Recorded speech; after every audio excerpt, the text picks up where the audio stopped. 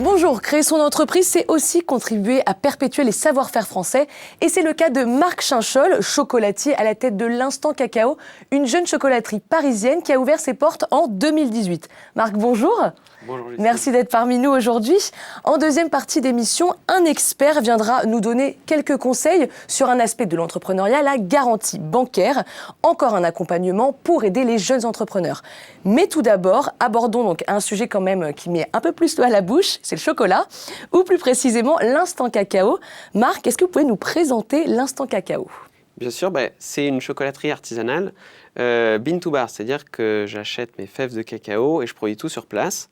Et du coup, j'ai voulu tout créer sur Paris même, dans une toute petite boutique qui fait à peu près 21 mètres carrés. Donc c'est vraiment très compact, mais tout est fait sur place. Et j'aime aussi mettre une baie vitrée pour que tout le monde puisse voir comment le chocolat est créé à partir... le processus, la cuisson, le broyage, le concassage des fèves, tout est compacté dans cette boutique atelier. D'accord, et d'où viennent ces fèves ?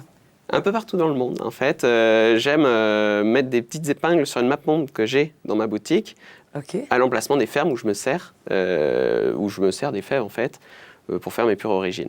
Et elles viennent d'où, en général, dans le monde ? Alors, j'ai de l'Amérique centrale, Amérique du Sud, Caraïbes, Afrique, Madagascar, donc qui compte aussi dans l'Afrique, mais comme c'est une île un peu à part, j'aime bien la citer comme ça. Océanie, et prochainement, pourquoi pas d'Inde. Enfin, en fait, partout où on peut trouver des fèves, moi j'adore aller chercher en fait des fèves qui sont uniques et rares, et mettre en avant l'origine que j'aurais découvert. Exactement. En produits, tablettes, voilà. Ou peu importe. Très bien. Et vous êtes combien à travailler dans cette chocolaterie ? Un. Vous êtes tout seul ? Je suis seul. Seul, d'accord. Au four et au moulin, comme on dit, je fais aussi mon propre vendeur, du coup. Je vends mes produits, parce que comme je les ai créés, on va dire que je les connais par cœur. Donc je suis plus à même d'orienter le client sur une origine qui serait plus sensible d'apprécier par rapport à une autre. Parce que en ce moment, j'ai 11 origines différentes pour le chocolat noir, parce que je fais aussi du lait, je fais même du chocolat blanc. Mais ces 11 variétés sont totalement différentes. Donc du coup, le but, c'est de chercher le plus précisément le goût, en fait, du client, et l'orienter vers une origine qui serait susceptible d'apprécier. Mais du coup, vos journées, elles durent combien de temps ? Parce que si vous devez être, comme vous avez dit, au four et au moulin, comment on fait pour et pouvoir produire et vendre ? Comment ça se passe ? En moyenne, j'ai des journées de 31 heures, à peu près. Voilà, c'est ça. Non, j'ai les journées complètes de 9h30 à 19h30. Je m'octroie une petite pause le midi de 12 à 13, classique. Et après, il y a l'après-journée pour tout ce qui est comptabilité et tout, quoi, parce que je fais aussi mon propre comptable. Oui, donc l'Instant Cacao, c'est vous, en fait. Voilà. Alors, vous êtes diplômé d'un CAP chocolatier que vous avez obtenu à l'INBP de Rouen. Pourquoi vous avez choisi de venir dans la capitale, vous installer à Paris ? Pourquoi pas rester en Normandie, faire votre chocolat là-bas ? Voilà, j'adore Paris, faut dire ce qu'il y a. C'est quand même une très belle ville. C'était un défi quand même d'installer une toute petite chocolaterie en plein cœur de Paris, parce que l'emplacement où je suis... Vous êtes dans le premier arrondissement, c'est ça ? Oui, je suis dans le premier, donc on tire une croix, je suis au milieu. J'ai la chance, c'était pas prévu, mais comme quoi il y a des belles surprises. C'est surtout que je voulais toucher le maximum de personnes. Que ce soit les Parisiens, les Français, les touristes aussi, parce qu'il y a énormément de touristes à Paris, pour un peu montrer comment vraiment le chocolat, tout le travail qu'il y a derrière. Le travail du chocolatier et le travail des producteurs. J'aime beaucoup mettre en avant le travail des producteurs, parce qu'il y a à peu près 3 à 6 mois d'intervalle entre une fève qui est récoltée et le chocolatier. Et ça, les gens ils ne le savent pas forcément. Ça peut mettre énormément de temps à venir. Sur place, eux, ils fermentent, ils sèchent. Bien sûr, j'ai omis la récolte, mais tout ça prend énormément de temps. Tout est fait main, c'est un travail qui est assez pénible, compliqué, mais qui rapporte bien quand il est bien fait. Et nous, en fait, on va chasser, on va dire, les meilleures fèves, on va les chercher, et après, nous, derrière, on va torréfier, on va concasser, on va les broyer, on va les transformer en chocolat. Et tout ça, ça prend énormément de temps. C'est pareil, rien que pour faire du chocolat, il faut au minimum 3 jours. D'accord. Voilà, donc moi j'adore dire aux clients, quand ils arrivent et qu'ils sentent une nouvelle odeur, je dis, vous faites quoi ? Je dis, là je suis en train de torréfier, si vous revenez dans 2 jours, vous avez le chocolat. D'accord. Et des fois ils reviennent, même ils viennent le jour suivant en se disant, il en est à où ? Je leur fais goûter le chocolat quand il est encore brut, c'est-à-dire il est en train d'être affiné, il y a encore des grains, c'est quelque chose qu'on ne va pas goûter partout en fait. Bien sûr. Donc voilà, c'est vraiment le produit brut. C'est ça, là on est dans le raffinage du chocolat. Et ouvrir une chocolaterie, c'est lancer une société comme n'importe quelle autre. Comment quelles difficultés vous avez rencontrées, vous, en tant que jeune entrepreneur, quand vous êtes arrivé à Paris, quand vous vous êtes lancé, quand vous êtes arrivé dans le grand bain, en fait? Il faut beaucoup de patience.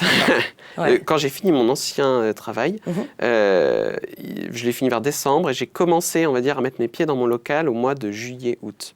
D'accord. Et dites-vous que pendant tout ce temps-là, c'est de la paperasse, c'est de la création d'entreprise, il y a des stages à faire, il y a énormément de choses à gérer. Faut trouver le local, faut trouver la banque, parce que bon, je suis assez jeune. Le financement, Donc bien sûr. voilà, le financement, on va dire que mon enveloppe est assez légère, surtout sur Paris.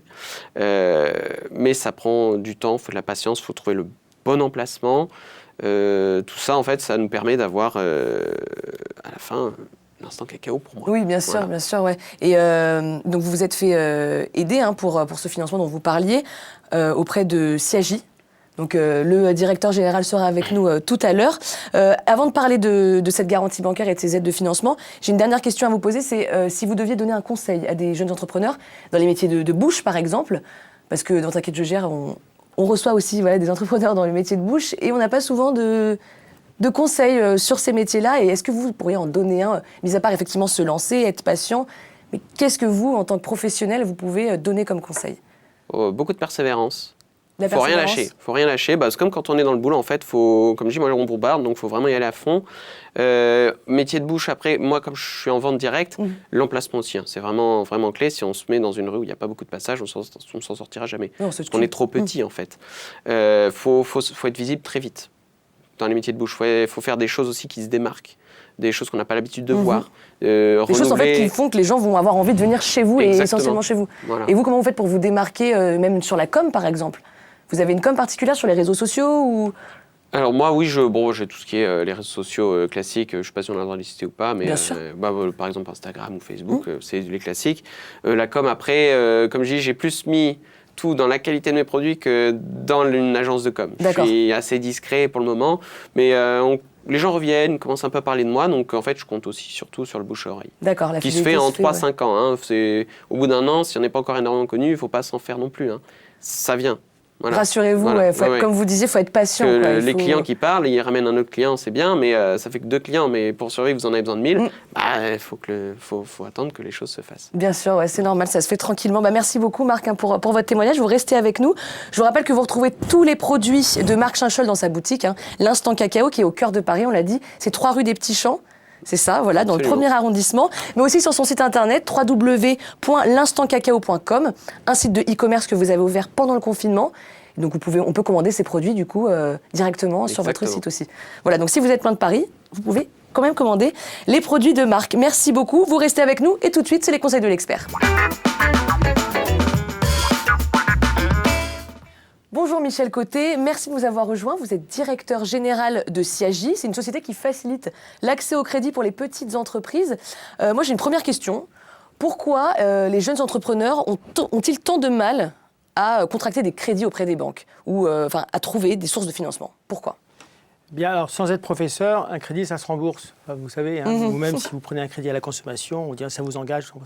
Donc la problématique pour les jeunes entrepreneurs, vous l'avez dit à travers jeunes et entrepreneurs, nouveaux projets, des apports personnels un peu faibles, des garanties parfois inexistantes, et tout ça, ça complique l'accès au crédit. Et c'est pour ça que nous sommes là.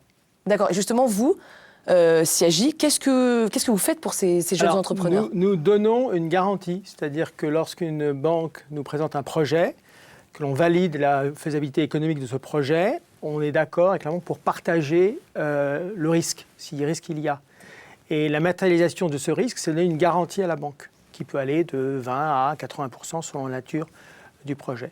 Et c'est les banques qui viennent vers vous ou c'est Alors, les nous avons entrepreneurs un canal principal qui est celui des banques. 95% des opérations nous viennent des banques. Et on laisse un petit flux de 5% en approche directe des entrepreneurs. Et ça nous vient par le bouche à oreille, par les réseaux auxquels nous participons. Alors, nous participons à tous les réseaux, les experts comptables, les syndicats professionnels, les chambres de métiers, les chambres de commerce. Et tout cela nous font des signalements parce qu'eux-mêmes ont été contactés par les jeunes entrepreneurs. Donc, on regarde très rapidement, c'est un peu comme le format de l'émission, c'est du flash, c'est du spot. On regarde dans un quart d'heure, 20 minutes, on met un expert sur le sujet au téléphone, voilà, et on dit ça, c'est faisable, c'est pas faisable. Et après, on arrive à la solution de financement avec l'entrepreneur et sa banque, puisque Vous savez qu'en France, 95% des financements, notamment pour les petites entreprises, sont faits par les banques. Et après, on négocie avec la banque le niveau de garantie, la durée du crédit, le pourcentage de crédit, etc. pour que ce soit viable et remboursable par l'entreprise. D'accord, et vous couvrez tous les secteurs ou des secteurs en particulier, par exemple, le métier de bouche, ou c'est tout le monde, c'est tous les jeunes Nous sommes opérationnels dans tous les secteurs dits de proximité, c'est-à-dire le commerce, l'artisanat, même parfois des professions libérales et d'autres secteurs. Et dans l'artisanat, puisqu'on va parler de chocolat, je crois, c'est ça. on est dans l'artisanat. Là, on couvre tous les métiers de l'artisanat, le bâtiment, les services, l'alimentaire et aussi parfois la fabrication, la sous-traitance industrielle. Et ça concerne, cette aide-là, cet accompagnement, il concerne les jeunes uniquement ou n'importe quel entrepreneur? Si par exemple, moi, dans 20 ans, je décide d'ouvrir une chocolaterie. Entrepreneur n'est pas une question d'état civil. Vous pouvez être jeune entrepreneur à votre âge, au double de votre âge, peut-être pas au triple. Je sais pas, on verra. Pourquoi pas. Voilà, cette notion, il y a l'état civil jeune, mais aussi il y a la jeunesse, dans la maturité, dans la profession ou dans l'exercice de l'entrepreneuriat, ce qui est un peu différent. D'accord, et vous, du coup, vous aidez en particulier Nous, on est à la fois positionné pour traiter les opérations de jeunes entrepreneurs, issus d'une filière professionnelle, et aussi de la reconversion professionnelle à 30 ans, 40 ans, c'est-à-dire des cadres du commerce et de l'industrie qui se reconvertissent et qui reprennent des activités très traditionnelles autour de vous. Prenez la place du village et vous voyez, tout est là. Et à ce moment-là, on agit de la même façon. On monte avec ces jeunes entrepreneurs. C'est ça, aussi. Le montage financier avec des garanties ad hoc, une bonne durée du crédit, la bonne proportion de crédit pour que ce soit économiquement viable. D'accord. Pas de risque mesuré. Le risque zéro n'existe pas. Un risque mesuré et partagé. La banque, l'entrepreneur et vous. Ok, très bien. Et Marc, vous avez bénéficié d'une garantie CAJ. Pourquoi? Comment ça s'est passé? Est-ce que c'est vous qui avez fait appel? Est-ce que c'est les banques qui ont mis en relation? Comment ça s'est passé quand vous avez contacté, que vous avez été en relation avec le CAJ? En fait, moi, à l'origine, je fais partie d'une association qui s'appelle l'Association des chocolatiers confiseurs de France. Et il se trouve que Michel Côté, ici présent, on est le trésorier. Du coup, on s'est connus plus facilement. Du coup, il m'a dit, écoute, moi, j'ai un organisme, donc la CAJ, qui peut s'occuper de faire des garanties bancaires. Et justement, j'en recherchais une. Parce qu'étant jeune entrepreneur, j'ai pas tellement de patrimoine. Je suis arrivé avec une petite enveloppe devant le banquier en disant, voilà, j'ai besoin d'un crédit. Et forcément, si j'avais pas eu un organisme derrière pour me soutenir, j'aurais pas pu avoir ou débloquer mon crédit. D'accord. Ça, c'est sûr. Et cette garantie bancaire, elle dure combien de temps? Le temps du prêt. D'accord, ok. Voilà. Et est-ce qu'elle est... Je sais pas, on peut contracter d'autres prêts, je sais pas du tout comment ça se passe. Elle vaut pour un seul prêt ou elle peut valoir pour plusieurs? Comment ça se passe? La garantie est donnée pour une opération de crédit, mais l'entrepreneur peut avoir plusieurs opérations successives ou simultanées. Voilà. Vous pouvez en garantir des simultanés, par exemple? Ah oui. On a, comme tout établissement de crédit, parce que nous sommes régulés par la Banque de France, notamment, on calcule un encours maximum mais ça c'est de la technique. Oui. Donc, on a un plafond et à l'intérieur de ce plafond, on dit il est bon pour 100 000, 200 000, 300 000. Et à l'intérieur de cette enveloppe, la banque peut puiser de la garantie jusqu'à plus soif. D'accord, très bien. C'est plus encore fin, on va dire. Oui, ça marche aussi. Non, mais c'est encore, vous le voyez encore une fois, un système d'accompagnement et de financement pour les jeunes entrepreneurs qui a fait ses preuves. Est-ce que vous auriez un petit conseil à donner à ces entrepreneurs, justement, aux futurs entrepreneurs, pour leur financement? Quel conseil leur donner? Quelle, je sais pas moi, stratégie adopter peut-être? Je pense que je vais reprendre ce qui a dû être dit dans d'autres moments, c'est qu'aujourd'hui, il faut du réseau. Alors, et parfois, on sous-estime son réseau.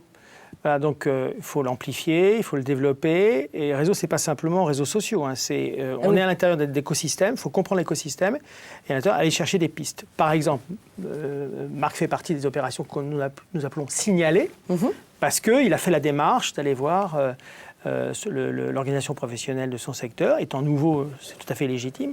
Voilà, donc c'est ça, c'est activer des réseaux, parce que les réseaux, aujourd'hui, permettent de prendre l'attention sur un projet. Voilà, c'est-à-dire que si vous ne sortez pas de l'anonymat... si vous restez isolé, comme beaucoup disent.